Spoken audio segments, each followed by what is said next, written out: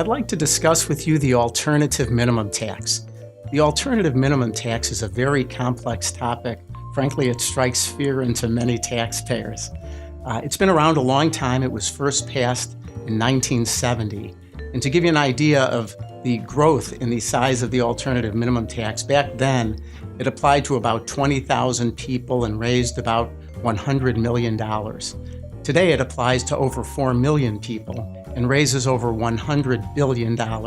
So it's a very large tax and one that, many taxpayers find very challenging. So let me try to explain some of the concepts. For most taxpayers who itemize deductions, they do what's called a regular tax calculation, taking their income and subtracting some of the major deductions, things like state income tax, real estate taxes, mortgage interest expense, and charitable contributions. But for taxpayers who pay the alternative minimum tax, they have to do what's called an alternative calculation, a separate calculation.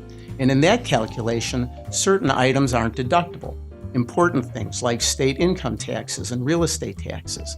And if that alternative tax is higher than the regular tax, the alternative tax applies. It becomes the minimum tax. That's why it's called the alternative minimum tax.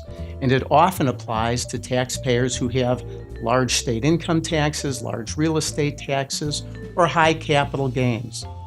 If you pay this alternative minimum tax, your tax planning can be very much the opposite of the tax planning for somebody who pays the regular tax.